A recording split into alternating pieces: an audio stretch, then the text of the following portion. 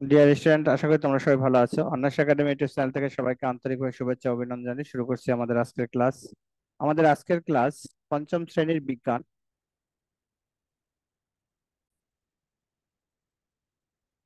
বিজ্ঞানের পঞ্চম অধ্যায় পদার্থ ও শক্তি। মানে পদার্থ এবং শক্তি এটা একে অপরের সাথে সম্পর্কিত কেন? তাহলে আমরা দেখি কি আছে এখানে। শক্তি কোনো কিছু, মানে যেমন কাজ করার যে সামর্থ্য থাকে, সেই সামর্থ্যটাই হচ্ছে শক্তি। আমরা সকল কাজেই শক্তি ব্যবহার করি। দেখো, পড়ালেখা করো কিংবা হাঁটাচলা করো, যা কিছু করো, শক্তি ছাড়া কিন্তু আমরা কোনো কিছুই করতে পারি না। তো আমাদের চারপাশের শক্তি সমূহ, আমাদের এই যে আমরা যে চারপাশে বিভিন্ন ধরনের শক্তি আছে, সেই শক্তিগুলো কি কি দেখো। যেমন এখানে প্রশ্ন হলো শক্তিটা কি। পায়ে হেঁটে স্কুলে যেতে এবং সাইকেল চালাতে আমরা শক্তি ব্যবহার করি। খাবার রান্না করতে কিংবা কম্পিউটার চালাতে আমাদের শক্তির প্রয়োজন হয়। শক্তি ব্যবহার করেই গাড়ি চলে। শক্তির কোনো কিছুর রূপ বা অবস্থার পরিবর্তন করতে পারে। একটা শক্তির কোনো কিছুর রূপ বা অবস্থার পরিবর্তন করতে পারবে। শক্তির রূপ, শক্তির বিভিন্ন রূপ আছে। এই যে এখানে দেওয়া আছে শক্তির রূপগুলো। দেখো, শক্তির রূপ হচ্ছে, প্রথমে হচ্ছে বিদ্যুৎ শক্তি, যান্ত্রিক শক্তি, আলোক শক্তি, শব্দ শক্তি, তাপ শক্তি, রাসায়নিক শক্তি। এই যে এখানে ছকাকারে যেগুলো আছে, এই ছকটা পুরোপুরি মুখস্থ করতে হবে কিন্তু।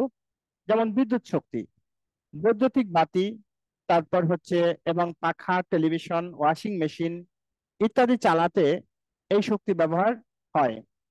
তারপর যান্ত্রিক শক্তি, কোনো, দেখো, কোনো চলমান বস্তুর শক্তি হলো এক ধরনের যান্ত্রিক শক্তি। চলমান বস্তু যেমন গাড়ি চলে, রিক্সা চলে, এগুলো। তাহলে যেমন বায়ু প্রবাহ বা বায়ুকল ব্যবহার করে।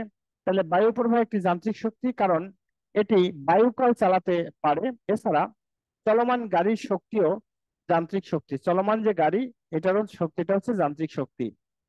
এরপর হচ্ছে আলোক শক্তি। বিভিন্ন ধরনের আলোক শক্তি। দেখো, যে আলো সৃষ্টি করতে সক্ষম যে শক্তি আমাদের দেখতে সাহায্য করে, তাই হচ্ছে আলোক শক্তি, অর্থাৎ যা আমাদের দর্শন অনুভূতি যোগায়, এটি হচ্ছে আলোক শক্তি।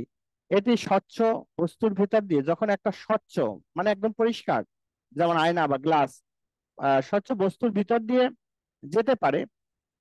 দেখো, এরপর সূর্য, বৈদ্যুতিক বাতি, তারপর মোমবাতি ইত্যাদি থেকে আমরা আলোক শক্তি পাই। সূর্য, পূর্ব দিকে সূর্য ওঠে, এই সূর্য থেকে দেখো এখন প্রচন্ড গরম, কিসের? সূর্যের তাপের গরম। এটা এক ধরনের শক্তি। এরপর শব্দ শক্তি। শব্দ শক্তি হলো এমন একটি শক্তি যা আমাদের শুনতে সাহায্য করে। শব্দ আমাদের শুনতে সাহায্য করবে। বস্তুর কম্পন থেকে শব্দের সৃষ্টি হয়। বস্তুর কম্পন থেকে কি হয়? শব্দের সৃষ্টি হয়। এটি বায়ু বা অন্য কিছুর ভিতর দিয়ে চলতে পারে। এটা বায়ু বা অন্য কিছুর ভিতর দিয়ে চলতে পারবে। গান শুনতে আমরা এই শক্তি ব্যবহার করি। আমরা যে গান শুনি, এই গান শুনতে আমরা এই শক্তি ব্যবহার করি। এরপর তাপ শক্তি। তাপ এক প্রকার শক্তি। চুলার আগুন, বৈদ্যুতিক ইস্ত্রি ইত্যাদি থেকে আমরা তাপ শক্তি পাই। চুলার আগুন, তারপর হচ্ছে বৈদ্যুতিক ইস্ত্রি ইত্যাদি থেকে আমরা কি পাবো? তাপ শক্তি পাবো। এরপর রাসায়নিক শক্তি। খাবার, জ্বালানি তেল, কয়লা ইত্যাদিতে আমরা রাসায়নিক শক্তি সঞ্চিত থাকে। কিসে? খাবারে। আমরা দেখো, এই যে খাবার যদি না খাই, সারাদিন খাবার যদি না খাই, তাইলে কিন্তু রাতের বেলা বা পরের দিন সকালবেলা আমরা কিন্তু আর বিছানা থেকে উঠতে পারবো না বা উঠতে পারি না। কেন? তখন আমাদের শরীরে শক্তি থাকে না। এরপর হলো শক্তির উৎস। তাহলে শক্তি আমরা কোথায় পাবো? তোমরা দেখেছো, নানা কাজে নানা ভাবে শক্তি ব্যবহৃত হয়। তোমরা মানে এটা দেখতেই পারো যে নানা কাজে নানা ভাবে শক্তি ব্যবহৃত হয়। বিভিন্ন উৎস থেকে আমরা শক্তি পাই। এই শক্তি কখনো আসে কয়লা থেকে, তেল বা খাবার থেকে। কয়লা, তেল এবং খাবার থেকে শক্তি আমরা পেয়ে থাকি। কখনো আসছে কোথা থেকে? বায়ু প্রবাহ বা পানির স্রোত থেকে। কখনো বায়ু প্রবাহ থেকে শক্তি পাই, আবার পানির স্রোত থেকেও আমরা পাই। আবার কখনো ব্যাটারি বা জেনারেটর থেকেও আমরা শক্তি পাই। যেমন আহ পানি প্রবাহ থেকে বিদ্যুৎ উৎপাদন করে, পানি বিদ্যুৎ কেন্দ্র হয়। আবার বায়ু প্রবাহ ব্যবহার করেও বিদ্যুৎ উৎপাদন করা হয়। এরপর দেখো, আবার কখনো ব্যাটারি বা জেনারেটর থেকে এইসব উৎস থেকেই আমরা তাপ, আলো, বিদ্যুৎ, শব্দ ইত্যাদি শক্তি পাই। খুব ভালো করে খেয়াল করলে দেখবে এই সমস্ত শক্তির মূল উৎসই হচ্ছে সূর্য। তোমরা যদি এইসব কিছু খেয়াল করে দেখো, তাহলে এটার মূল উৎস হচ্ছে সূর্য। অর্থাৎ শক- সকল শক্তির উৎস হচ্ছে সূর্য। অর্থাৎ এই পৃথিবীর আদিতে যে শক্তি ছিল, এখনো তাই আছে, ভবিষ্যতেও তাই থাকবে।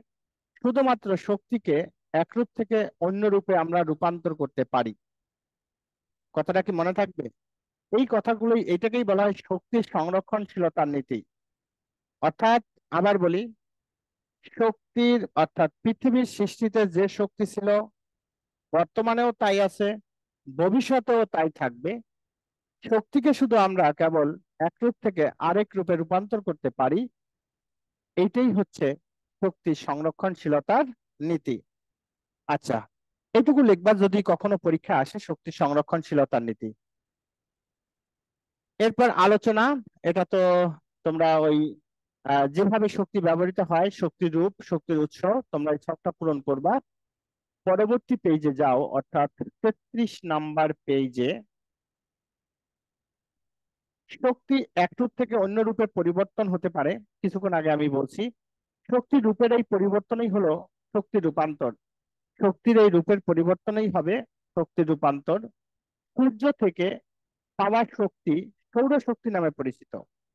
অর্থাৎ আমরা এটুকু জানি যে সৌর বিদ্যুৎ প্যানেল, আহ এটা তো সবাই জানো, নাম শুনছো। তাহলে সূর্যের তাপ বা সূর্যের আলো থেকেই বিদ্যুৎ উৎপাদন করা হয়।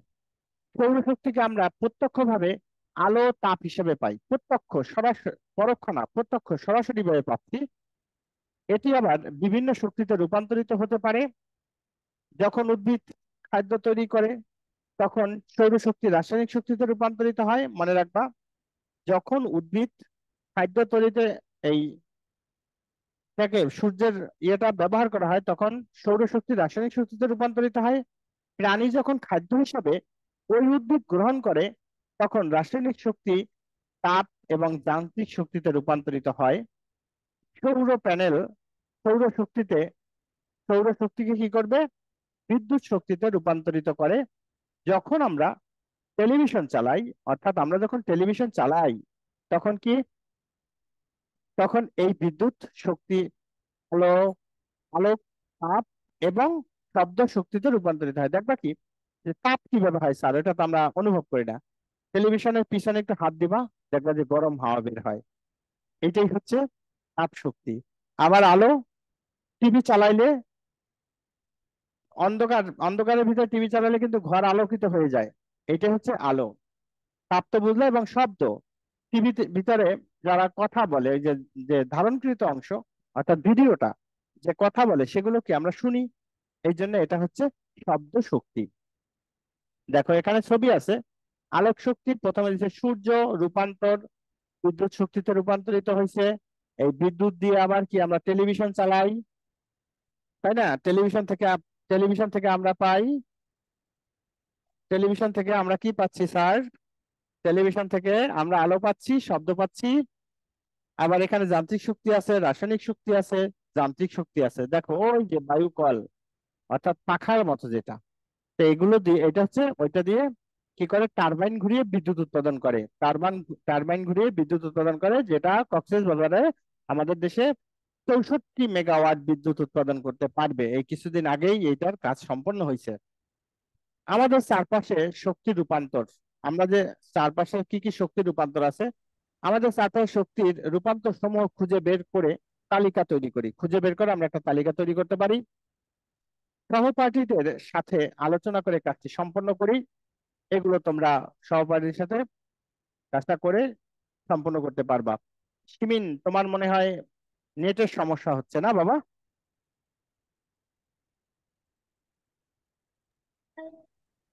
এরপরে দেখো শক্তি সঞ্চালন।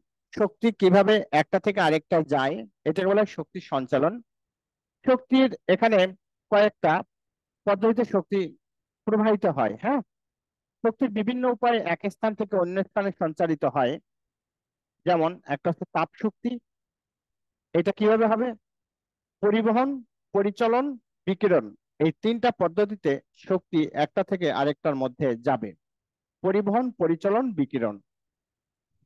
তাপ শক্তি, উচ্চ তাপমাত্রার স্থান থেকে নিম্ন তাপমাত্রার স্থানে তাপের প্রবাহ হলো তাপ সঞ্চালন। তাপ পরিবহন, পরিচলন, বিকিরণ এই তিনটি উপায় সঞ্চালিত হয়।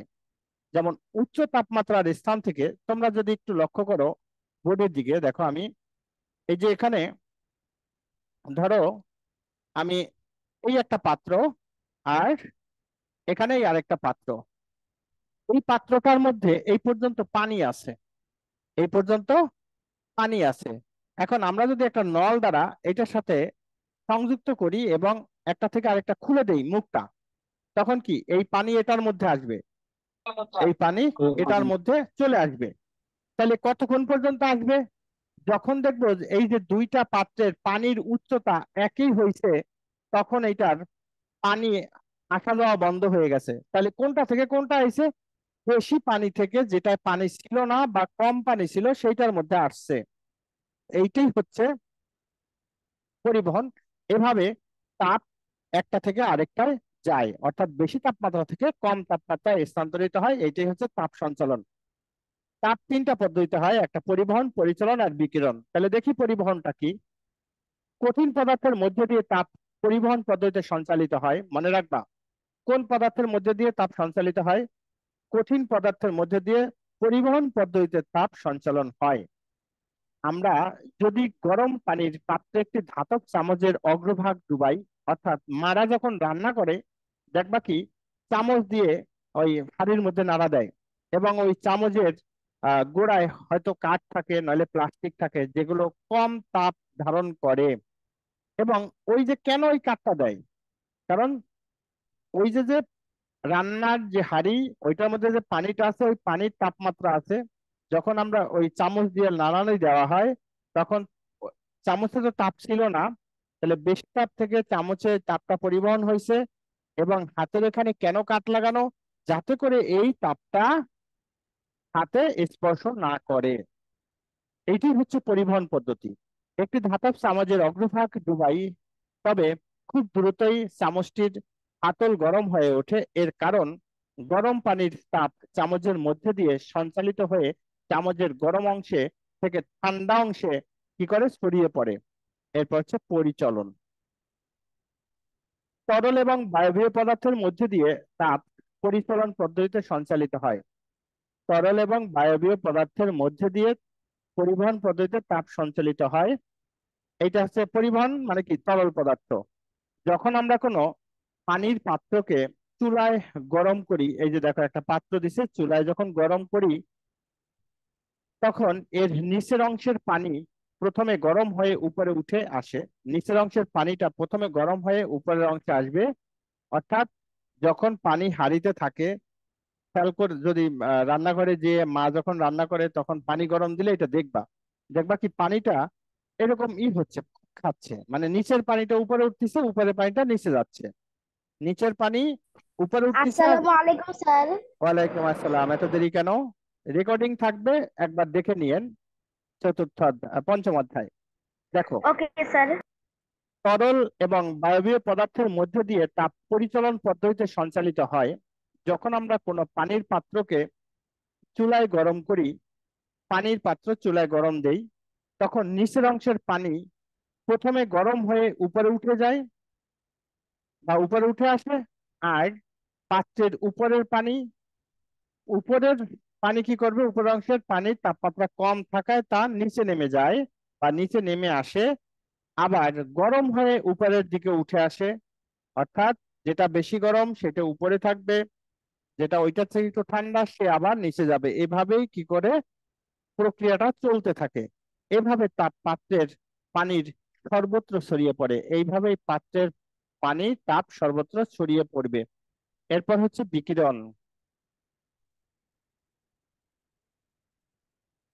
বিকিরণটা কি দেখো, যে প্রক্রিয়ায় তাপ শক্তি কোনো মাধ্যম ছাড়াই চারিদিকে ছড়িয়ে পড়ে, তাকে বলা হয় কি? বিকিরণ।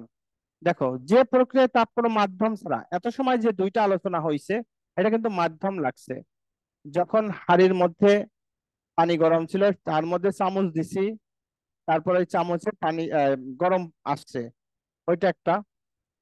আর এরপরে কি হয়েছে, গরম তরল অংশটা এরকম মানে উপরে ঠান্ডা পানিটা নিচে গেছে, নিচের পানিটা উপরে উঠছে।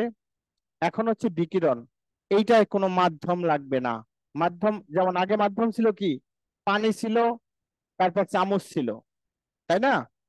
এখানে কোনো মাধ্যম লাগবে না। যে প্রক্রিয়ায় তাপ শক্তি কোনো মাধ্যম তাই উৎস থেকে চারিদিকে ছড়িয়ে পড়ে, তাই বিকিরণ। কঠিন পদার্থের মধ্য দিয়ে পরিবহন এবং তরল বায়বীয় পদার্থের মধ্য দিয়ে পরিচালন পদ্ধতিতে তাপ সঞ্চালিত হয়, কিন্তু বিকিরণ প্রক্রিয়ায় তাপ কঠিন তরল এবং বায়বীয় মাধ্যম ছাড়া সঞ্চালিত হয়। কি হলো স্যার?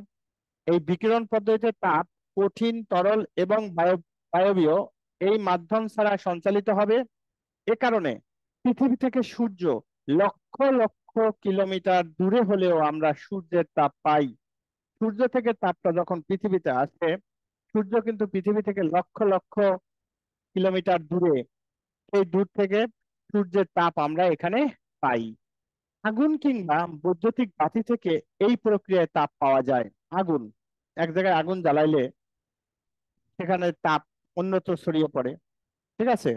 তাহলে আগুন কিংবা বৈদ্যুতিক বাতি, এই যে লাইট, দেখো এখানে অনেকগুলো লাইট আছে, নাহলে তো আর এইভাবে বোর্ড দেখতে পারতাম না।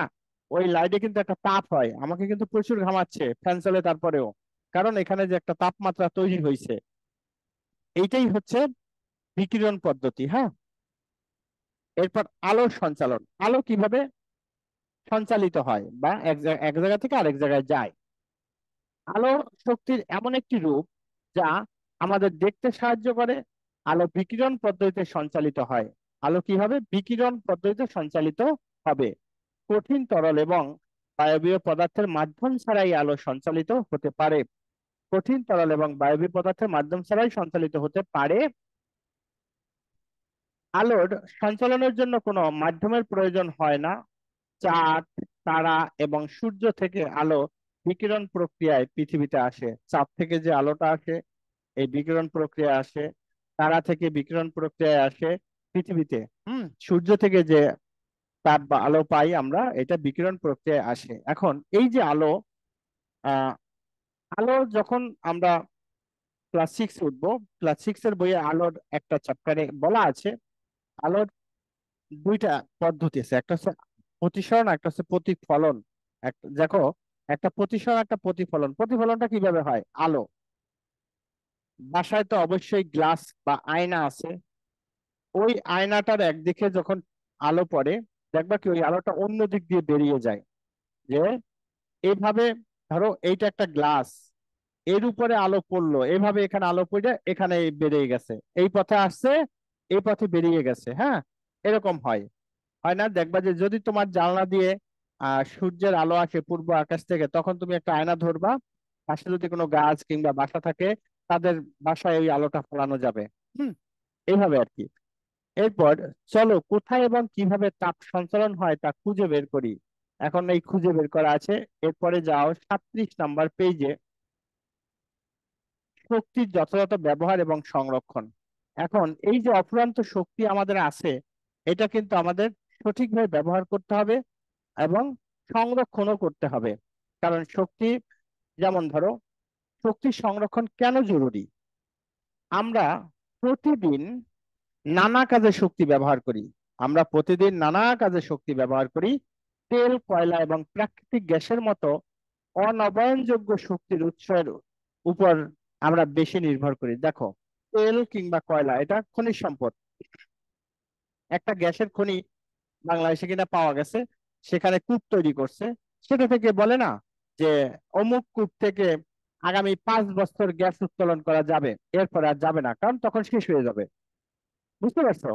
তো এই সকল শক্তির উৎস ফলে ব্যবহারের ফলে নিঃশেষ হলে তা আর সহজে তৈরি করা যায় না। এগুলি যেহেতু প্রাকৃতিক সম্পদ, একবার শেষ হয়ে গেলে ওইখানে আর ওইটা তৈরি করা যায় না, ওইটা আবার আস্তে আস্তে বসে বসে তৈরি হবে। তাই আমাদের শক্তির যথাযথ ব্যবহার করতে হবে।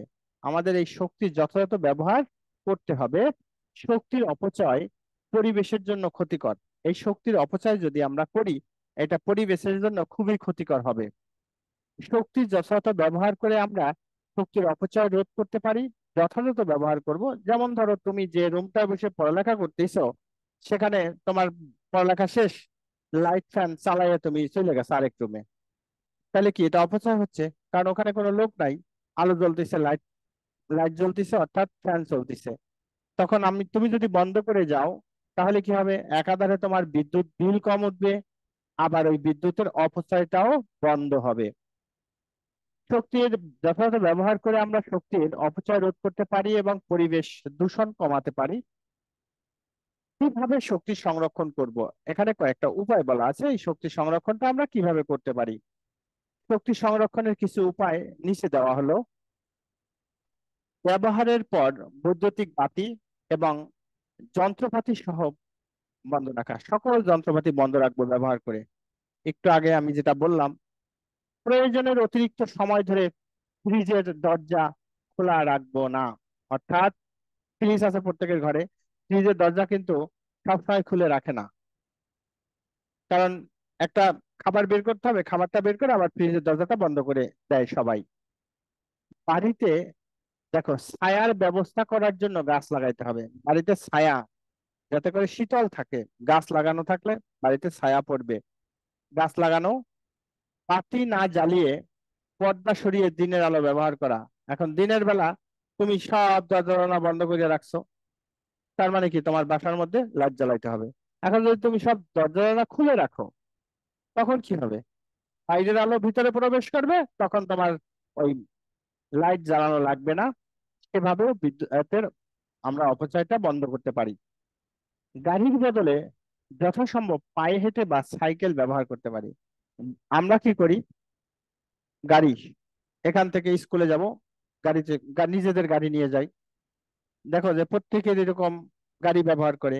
তো এই গাড়িগুলো যতটা আমরা কম ব্যবহার করতে পারি, পায়ে হেঁটে বা সাইকেল চালাইয়া, আমরা এই কাজগুলো করলে কিভাবে শক্তির অপচয়টা কম হবে।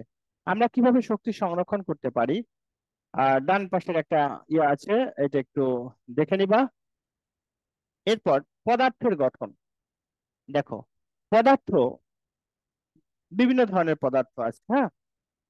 যেমন যার ওজন আছে, যে জায়গা দখল করে, সেইটাই হচ্ছে একটা পদার্থ। যার ওজন আছে, যে জায়গা দখল করবে, সেই একটা পদার্থ।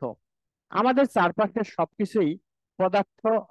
সবকিছুই পদার্থ, আমাদের চারপাশে যা কিছু আছে সবকিছুই হচ্ছে পদার্থ। এমনকি বায়ু, যা আমরা দেখতে পাই না, তাও পদার্থ।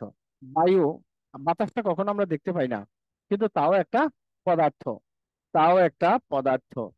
এরপরে দেখেন, পরের 39 পেজে খুব গুরুত্ব সহকারে এইটুকু পড়বেন, যেখানে যতটুকু আছে, 6 উঠলে একটু বেশি পড়বেন। এই অংশটা, এটাকে বলা হয় রসায়ন বিজ্ঞান। এটাকে বলা হয় রসায়ন বিজ্ঞান, ইংরেজিতে বলে কেমিস্ট্রি।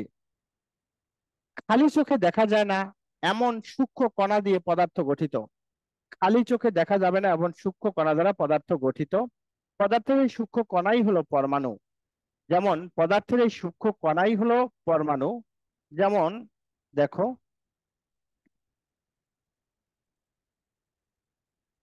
পানি, আমরা বলি না পানি, এই পানি, হ্যাঁ, পানির সংকেত হচ্ছে H2O। তাহলে H2 + O2 সমান সমান হয়েছে পানি। এইটা একটা পরমাণু, এইটা একটা পরমাণু। হাইড্রোজেন পরমাণু আর অক্সিজেন পরমাণু যুক্ত হয়ে অণু গঠন করে, এটা হচ্ছে পরমাণু। পরমাণু, এটা হাইড্রোজেন পরমাণু, এটাও পরমাণু, আর এটা হচ্ছে অণু। এটা হলো অণু। কিসের অণু? পানির অণু। এটা হচ্ছে পানির অণু। এই কথাই এখানে বলা হয়েছে যে হাইড্রোজেন পরমাণু আর হচ্ছে অক্সিজেন পরমাণু, হাইড্রোজেন পরমাণু অক্সিজেন পরমাণু নিয়ে হয়েছে পানির অণু। পানির অণু তার মানে কি? পানির অণু গঠন করার জন্য লাগছে দুইটা হাইড্রোজেন।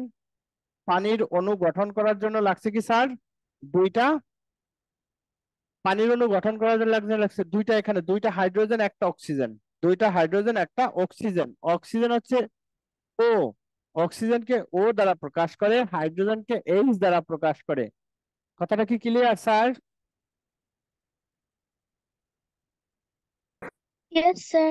এখন যদি তোমাদের আসে পানির অণুর গঠন কেমন, এটা হচ্ছে গঠন, লেখো পানির গঠন। পানির গঠন যদি বলে এইরকম একটা অক্সিজেন দিবা, এইভাবে একটা টান দিয়ে এইচ লিখবা, এইভাবে একটা টান দিয়ে এইচ লিখবা, এটাকে বলা হয় গঠন। এভাবে না লিখে এভাবেও লিখতে পারো, এইভাবে সোজা করেও লেখা যায়, হ্যাঁ। এইটা অথবা এই নিচেরটা, এটাকে বলা হয় পানির অণুর গঠন। এটাকে বলা হয় পানির অণুর গঠন। এই যে দেখো এখানে যেভাবে দিছে, আর আমি শুধু টান দিয়ে বুঝাইছি। Okay sir. Yes, sir. এরপরে Yes, দেখেন, sir. হ্যাঁ, পদার্থের অবস্থা। পদার্থ, কঠিন পদার্থ তরল না বায়বীয় অবস্থায় থাকবে তা নির্ভর করবে পদার্থের অণুগুলো কিভাবে সাজানো। এই যে পদার্থটা কঠিন থাকবে নাকি তরল থাকবে নাকি বায়বীয় থাকবে, তা নির্ভর করবে পদার্থের অণুগুলো কিভাবে থাকবে আর কিভাবে সাজানো থাকবে তার উপরে। এদের মধ্যে বন্ধন কেমন তার উপর, এদের মধ্যে বন্ধনটা কেমন। বন্ধন একটা হচ্ছে আয়নিক বন্ধন, সমযোজী বন্ধন, বড় ক্লাসে পড়তে পারবা, এখন দরকার নাই। পানি একটি পদার্থ, পানির তিনটি অবস্থা, পানি তিন অবস্থায় থাকতে পারে। একটা হচ্ছে বরফ, আরেকটা হচ্ছে পানি, আরেকটা হচ্ছে জলীয় বাষ্প। পানি অসংখ্য দেখো যে পানি অসংখ্য অণু দ্বারা গঠিত। এই যে যে পানি এতটুকু, এই যে যে পানি, এটাকে কতটুকু পানি, এক অণু পানি, একদম ক্ষুদ্র। এই যে আমরা গ্লাসে অনেকগুলো পানি নেই, সেটা কিন্তু শুধুমাত্র এইটুকু সংকেত না, এটা অনেকগুলো অণু মিলে, অণু আছে ওই গ্লাসের মধ্যে। পানির তিনটি অবস্থা রয়েছে, বরফ, পানি এবং জলীয় বাষ্প। পানি অসংখ্য পানির অণু দ্বারা গঠিত। এই অণুসমূহ সবসময় গতিশীল, এই অণুসমূহ কি সবসময় গতিশীল। কঠিন পদার্থ যেমন বরফে পানির অণুসমূহ খুব কাছাকাছি থাকে এবং তাদের বন্ধন অনেক দৃঢ়। কঠিন পদার্থ পানির অণু কাছাকাছি থাকবে এবং বন্ধনটা অনেক দৃঢ় মানে শক্ত। তরল পদার্থ যেমন পানির অণু সমূহ যথেষ্ট কাছাকাছি থাকলেও এটার চলাচল করার জন্য অণুগুলোর মাঝে অল্প কিছু খালি জায়গা থাকে, অল্প কিছু খালি জায়গা থাকবে। আবার বায়বীয় পদার্থ যেমন জলীয় বাষ্পে অণুসমূহ একে অপর থেকে বেশ দূরে অবস্থান করে। বায়বীয় পদার্থের অণুগুলোর মাঝে অনেক বেশি খালি জায়গা থাকে, ফলে অণুগুলো দ্রুত গতিতে সর্বক্ষণ স্বাধীনভাবে চলাচল করতে পারে। এই যে দেখো এখানে কঠিন পদার্থ দিছে, তরল পদার্থ দিছে, তরলের মধ্যে একটু ফাঁকা আছে, বায়বীয় পদার্থের মধ্যে বেশি ফাঁকা আছে। এখান থেকে এতটুকুই পড়তে হবে। এই যে যে যে অংশটা পড়লাম, এটা আমরা এই বিজ্ঞানের মধ্যে তিনটা ভাগ থাকে, একটা পদার্থ বিজ্ঞান, একটা রসায়ন বিজ্ঞান, একটা জীববিজ্ঞান। একটু আগে আমরা এই যে শক্তির কথা পড়ছি, ওই শক্তি বিজ্ঞান এটা থাকে পদার্থ বিজ্ঞানের অংশ। এখানে পড়লাম অণু, পরমাণু, এগুলিকে বলা হয় রসায়ন বিজ্ঞান। এরপর ওই যে আহ সুস্থ জীবনের খাদ্য, মানব দেহ, এগুলো নিয়ে যেখানে আলোচনা করা হয়েছে সেইটাকে বলা হয় জীববিজ্ঞান। ওইটাকে বলা হয় জীববিজ্ঞান, স্বাস্থ্যবিধি, তারপর হচ্ছে কোষ, এগুলো হচ্ছে জীববিজ্ঞানের অংশ। তাহলে আমরা এই পঞ্চম অধ্যায়টা পড়লাম, আশা করি পঞ্চম অধ্যায়টা তোমরা বুঝতে পারছো। স্যার বুঝতে পারছেন? Yes, Yes, sir. sir. আচ্ছা, Yes, sir. তাহলে এই পঞ্চম অধ্যায়টা রিডিং তোমরা পড়বা। পরে যেদিন বিজ্ঞান ক্লাস আছে আমি এখান থেকে রিডিং এর ভিতর থেকে দুই একটা প্রশ্ন ধরবো, আর চতুর্থ অধ্যায়ের শীট পড়াবো, মনে থাকবে? Yes, sir. আচ্ছা, এরপরে Yes, sir. এরপরে ক্লাসটা ঠিক 9টায় যুক্ত হবা।